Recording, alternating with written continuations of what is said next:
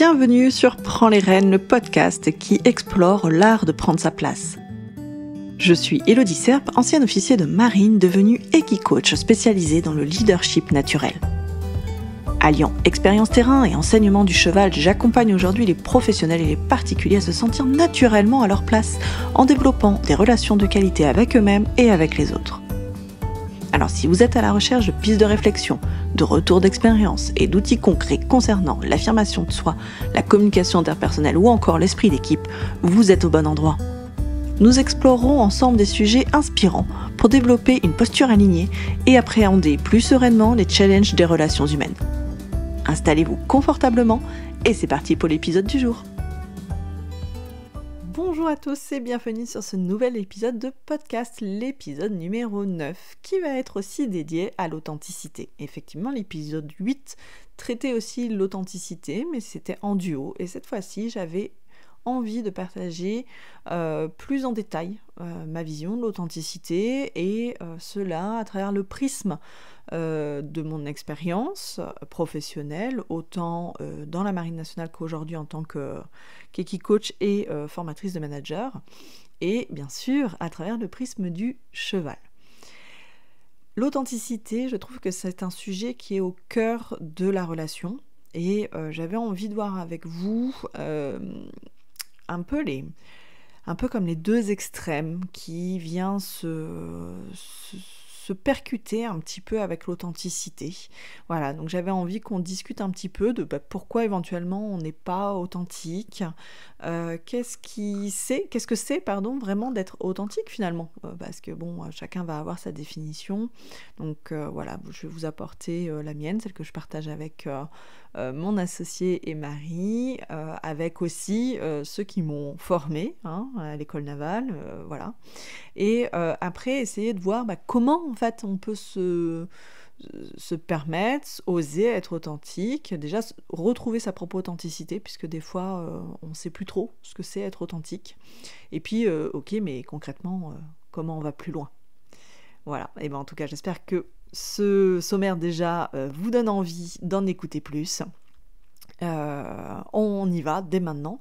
Déjà, la première chose qui m'est venue quand j'ai eu cette idée de parler, cette idée, et puis comme je vous dis, c'est un sujet finalement qui est transversal, qu'on retrouve énormément dans les relations, que ce soit des relations d'ordre personnel ou professionnel, et souvent c'est un peu le challenge de se dire, ok, est-ce que c'est une force ou une faiblesse ? Et je me rappelle, j'ai fait un sondage, autant sur LinkedIn que sur Instagram, demandant, ok, force ou faiblesse ? Et clairement, tout le monde dit, c'était à 100% partout, c'est une force. Ok, alors la question que j'ai derrière, c'est pourquoi on ne l'est pas ? Parce que on va pas se le cacher, à un moment, on n'est pas toujours authentique. Il y a des situations dans lesquelles on va pas se permettre, ou on va pas oser. Alors attention, de suite disclaimer, je parle que de situations dans lesquelles on a le choix, des situations qui sont pas dangereuses, où il n'y a pas de question de survie. Attention, ça, je mets ça de côté, c'est pas du tout mon sujet. Là, je suis vraiment dans des relations, on va dire, basiques, normales, professionnelles et personnelles, où il n'y a pas de volonté de nuire, ok ? Attention là-dessus. Donc, pourquoi finalement on ne l'est pas ? Parce que, ok, tout le monde dit c'est une force. Ok, c'est une force. Mais qu'est-ce qui nous empêche, pour certains, de ne pas l'être ? Qu'est-ce qui nous empêche de l'être, plutôt ? Parce que si je commence à me mélanger les pinceaux dès le début de l'épisode, on n'est pas sorti. Donc, qu'est-ce qui nous empêche de l'être ? Et sinon, pourquoi certaines personnes, on a l'impression que c'est presque forcé, c'est trop authentique, ça prend trop de place. Vous voyez cette idée-là ? Voilà, donc moi ce que je vois dans l'authenticité, c'est que déjà c'est une qualité indispensable, d'accord ? Mais souvent mal comprise, d'où les deux extrêmes. Alors, qu'est-ce qui fait qu'on ne l'est pas forcément ? Alors, je suis consciente que se montrer tel qu'on est, parce que finalement c'est ça être authentique, ça peut franchement sembler effrayant. À certains moments, ça me le semblait aussi. Et puis il faut savoir qu'on est quand même pétri de conditionnement et de peur. Alors, attention, il n'y a rien de mal, il n'y a rien d'anormal. Au contraire, on décomplexe tout le monde de suite, on est des humains, c'est pareil pour tout le monde. Par contre, la différence va se jouer sur notre volonté d'apporter de la conscience, justement, sur ça. D'apporter de la conscience sur nos fonctionnements, nos comportements. De la conscience. C'est le premier pas qui parfois est le plus difficile, puisque il faut accepter de se confronter à ce qu'on est réellement. Mais en fait, c'est ça qui va permettre énormément d'évolutions positives, autant, encore une fois, dans nos vies professionnelles que personnelles. Et franchement, ça vaut le coup. Alors, je disais, on est pétri de conditionnements et de peurs. Des conditionnements qui peuvent venir d'une éducation qu'on a eue, des environnements dans lesquels on a évolué, et donc avec certaines croyances comme de toute façon, être soi-même, c'est être faible, puis de toute façon, c'est pas nécessaire de se poser toutes ces questions. Ça aussi, je l'ai entendu, c'est pour les bonnes femmes. On n'est pas là pour ça, et aussi, en fait, moi, je dois être comme ci, comme ça, voilà, je dois être fort, je dois être parfait, je dois faire les choses vite, voilà, ok, mais finalement, est-ce que c'est vraiment vous? Si c'est pas vous, ça va commencer à être compliqué à un moment. Finalement, qu'est-ce qui va se passer? On va lutter, ok, on va lutter jusqu'à quand? Puis, tout ça pour quel épanouissement réel, hein, en profondeur, là, en nous, et pour quelle qualité relationnelle, pardon. C'est du faux semblant, on se force. Ok, bon, on commence à sentir que ça sent un peu souffle, quoi. Alors, il y a aussi des peurs. Montrer sa vraie nature, ça peut, pour certains, être synonyme d'être manipulé, de ne pas être compris, d'être jugé. Et face à des peurs, qu'est-ce qu'on fait? On va mettre en place des fonctionnements, des comportements pour se protéger, ce qui est tout à fait naturel. Encore une fois, dès qu'on en prend conscience, on va pouvoir travailler sur la source de la peur, en fait. Pourquoi j'ai ces peurs-là? D'accord? Et j'aime bien l'image de l'armure pour décrire justement ces masques sociaux qu'on va mettre en place. En fait, ces masques, ils nous permettent de nous adapter à notre environnement. Et c'est sain de s'adapter. Des fois, on arrive, on met les pieds dans le plat, on sent qu'on est pâteau, etc. Et petit à petit, on va s'adapter parce que, voilà, il y a des codes, il y a des règles dans toute société, dans toute institution, dans toute entreprise. Et tant qu'elles nous conviennent, en fait, on s'adapte à elles, on les intègre, elles font partie de nous après. Okay. Par contre, là où ça va commencer à être compliqué, c'est si on s'oblige à les adapter, à les intégrer. D'accord? Quand, encore une fois, je rappelle que je parle de situations où on a le choix. Ok, on n'est pas dans une question de protection à outrance, de survie. C'est un autre sujet. Mais finalement, on essaye de s'adapter, on se suradapte, j'aime bien ce terme-là, s'adapter, pour moi, je trouve ça sain, c'est normal, mais se suradapter, en fait, finalement, c'est oublier qui on est. Et donc, voilà, on va mettre les armures, je ne sais pas si vous avez en tête les armures des chevaliers, c'est énormément de pièces qu'on va venir rajouter pour se protéger. Ouais, ok, mais finalement, c'est lourd, on peut avoir chaud, on a du mal à bouger, on peut se sentir à l'étroit là-dedans. Et finalement, pour quel intérêt? On s'éloigne de notre véritable essence. On est même dans un conflit intérieur qui va grandir petit à petit. Il peut y avoir d'autres peurs aussi. Peur de provoquer des conflits, peur de ne pas être aimé. Ça, je l'entends souvent et je le vois souvent. Et puis moi-même, c'est pas agréable de ne pas être aimé. Je le conçois tout à fait. Et des fois, on fait pour être aimé, être apprécié, être bien vu, etc. Ouais, mais en fait, finalement, ça donne quoi? Ça fait ce truc d'être dans la complaisance. J'aime bien cette expression-là, je sais pas si vous la connaissez, mais devenir des bénis oui-oui, quoi. On s'efface, on dit oui à tout, béni oui, voilà. On s'efface, l'autre a raison, ouais, on va pas contrarier, surtout. Et ça me rappelle une anecdote du temps où j'étais encore officier de marine, où il m'est arrivé un moment de dire à mes équipes, je ne suis pas payée pour être aimée. Et oui, je l'ai vraiment sorti à mes équipes. Mais effectivement, c'est se rappeler que notre rôle, là, en tant qu'officier, en tant que manager, dirigeant, c'était pas de faire copain-copain, de créer des amitiés ultra proches, aller boire un verre tous les soirs et se faire des bouffes. Ça, j'ai envie de dire, c'est la cerise sur le gâteau. C'est pas interdit. C'est top si ça se passe comme ça. Mais il faut pas oublier son rôle. Mon rôle, là, c'était de mener une équipe vers un but, de réaliser la mission, d'avoir une équipe performante. Ok ? Donc, tout cela, c'était de créer et maintenir des relations professionnelles saines. C'est-à-dire que tout le monde trouvait sa place dans l'équipe et on travaillait dans des bonnes conditions relationnelles. Après, les bonnes conditions matérielles, etc., on ne peut pas avoir la main sur tout non plus. Des fois, c'est difficile, bah ok, mais on est là pour soutenir les équipes, etc. On n'est pas là dans la complaisance plus. On est là pour tenir un cadre.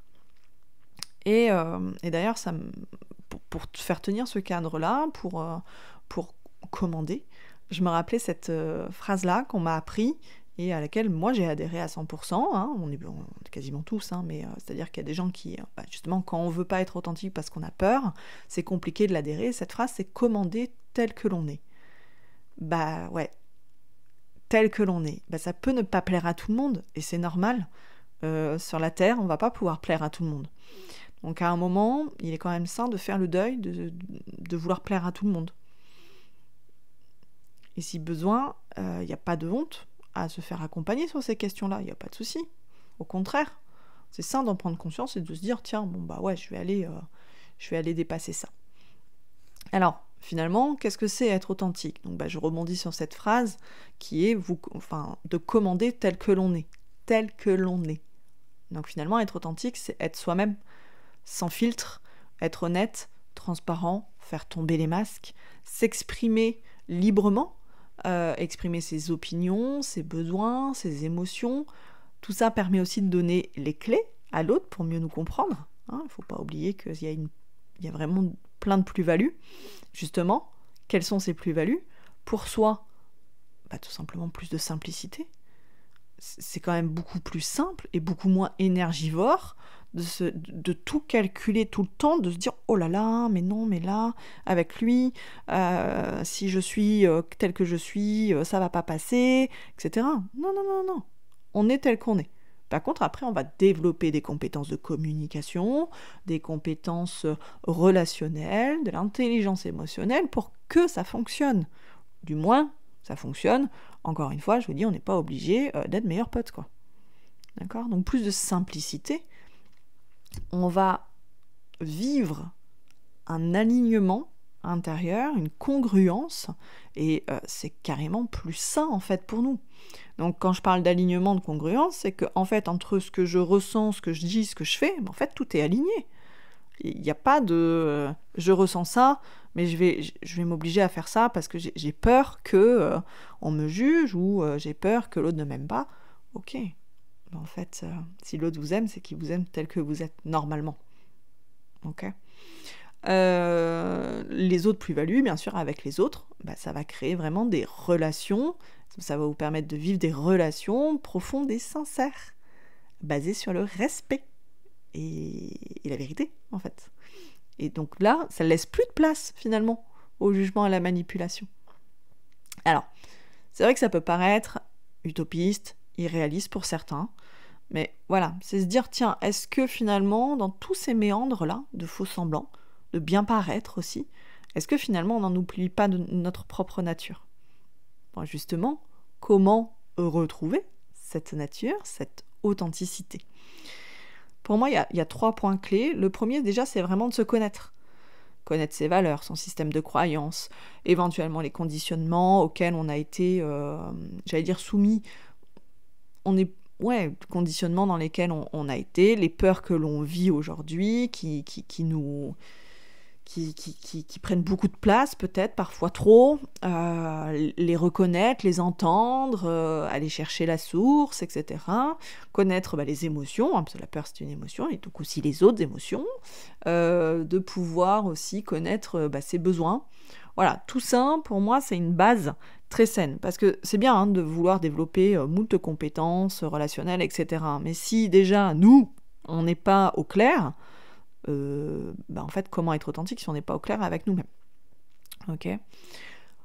Il y a, pour le deuxième point, pour moi, se respecter, avoir confiance en soi, pour oser s'exprimer, oser exister, en fait, se positionner.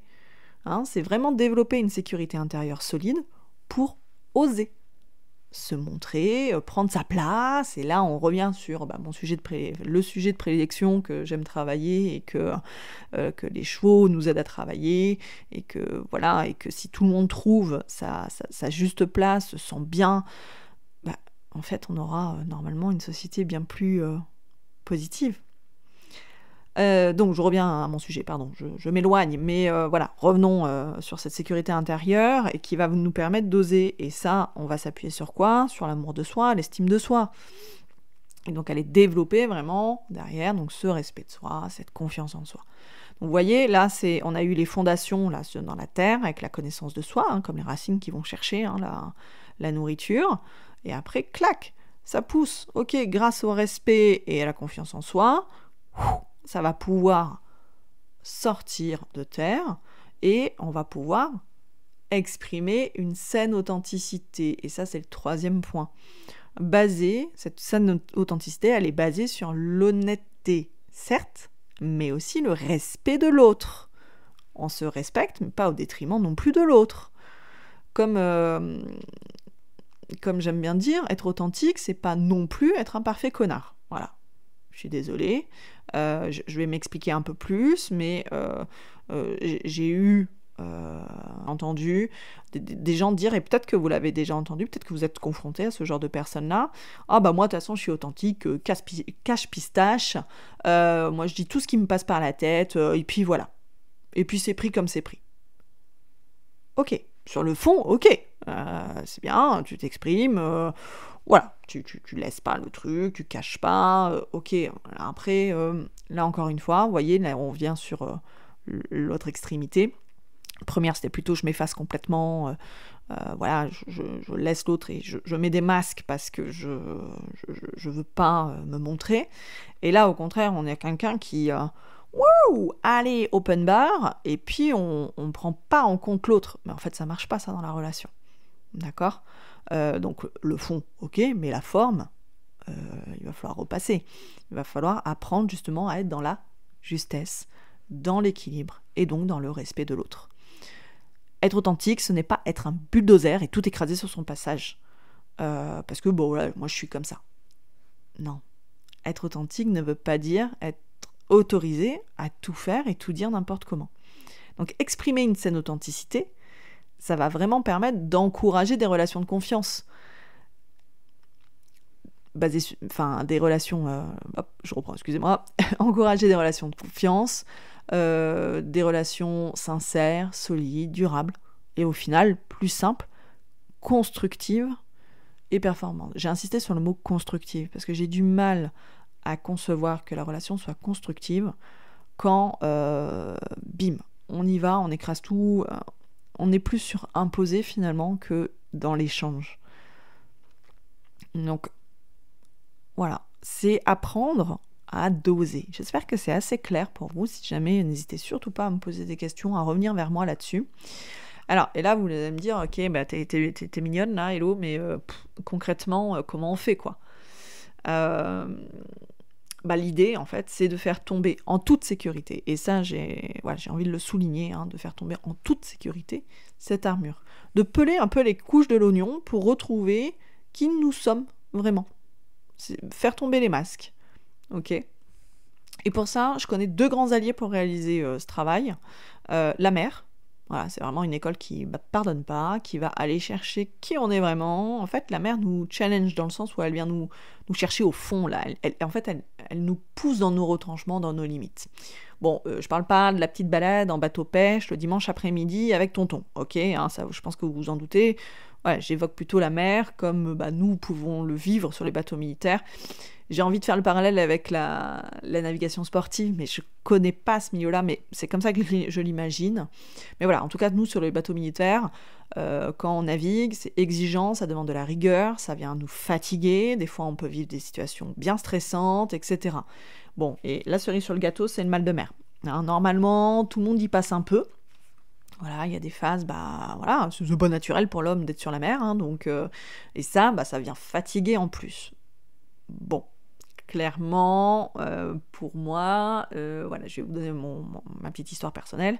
Peut-être que je l'ai dit dans d'autres épisodes, je sais plus, mais en fait, moi, je me suis jamais amarrinée. à mon grand désespoir. Et donc pour certains, il va falloir quelques jours là pour que la mère vienne un petit peu les mettre dans le dur et faire tomber les masques parce que c'est naturel avec la fatigue, etc. C'est ce qu'on vient nous chercher aussi quand on fait l'exercice sur le terrain d'aguerrissement. C'est ça aussi, c'est faire tomber nos masques. Moi en étant malade, parce que moi je suis malade sur le quai, sur le ponton, je pensais m'habituer, mais ça n'a jamais été le cas. Donc moi en fait, au bout de 2 heures, je pouvais être que moi-même parce qu'en fait j'étais déjà dans le dur, quoi. Donc autant vous dire que c'était un petit peu compliqué. Par contre, ce qui m'a impressionné, c'est que certains tenaient bon. Voilà, la plupart, franchement, on est pleinement authentique. Et j'allais dire, putain, mais ouais, putain, il y en a qui tiennent, quoi, qui tiennent le masque jusqu'à l'escale suivante, parce que c'est vrai qu'on part un certain temps en mer, mais putain, il y en a, ils ont cette capacité à tenir bon. Et c'est là que le deuxième allié, pour moi le plus grand finalement, le plus efficace, le plus pertinent, c'est le cheval. À moins de ne pas vouloir voir et comprendre ce que le cheval nous renvoie, parce que j'aime bien cette citation-là, être authentique, c'est accepter de voir qu'on est ce qu'on est et pas ce qu'on imagine être en regardant son personnage dans un miroir. Pardon, elle n'était pas facile à dire, mais l'idée est là, c'est d'accepter ce qu'on est et pas ce qu'on imagine être. Ok, donc des fois, ça nous renvoie quelque chose qu'on n'a pas envie de voir, parce que justement, le cheval n'est pas dans la complaisance. Le cheval va avoir vraiment ce rôle de miroir. Il va être un révélateur de nous-mêmes. Il a en fait cette capacité à percevoir notre état interne. Il perçoit comment nous nous sentons, il perçoit l'énergie réelle qu'on a à l'intérieur, notre vraie intentionnalité. Et il recherche de la congruence de notre part. Il recherche ce fameux alignement. Car pour être en relation en fait avec nous, il a besoin que l'on mette en place une relation de confiance. Relation de confiance basée sur l'honnêteté et le respect. Mais en fait, tout y est. Tout ce qu'on a vu jusqu'ici, tout y est. Et vraiment la plus grosse... il y a des grosses... Je vais y arriver. Il y a des 1, 2, 3. Il y a des grosses plus-values de travailler avec le cheval. C'est vraiment cet effet miroir sain. En fait, il nous offre un effet miroir sain. Voilà, il nous renvoie ce que nous sommes à l'instant T. Il ne triche pas et il nous demande à nous aussi de ne pas tricher. Et il nous aide de façon très efficace à enlever, couche par couche, ces fameux masques. Alors, et tout ça en sécurité. Puis de toute façon, en tant qu'équicoach, je maintiens le cadre pour que vous soyez en sécurité, autant physique, ça c'est normal, que psychologique.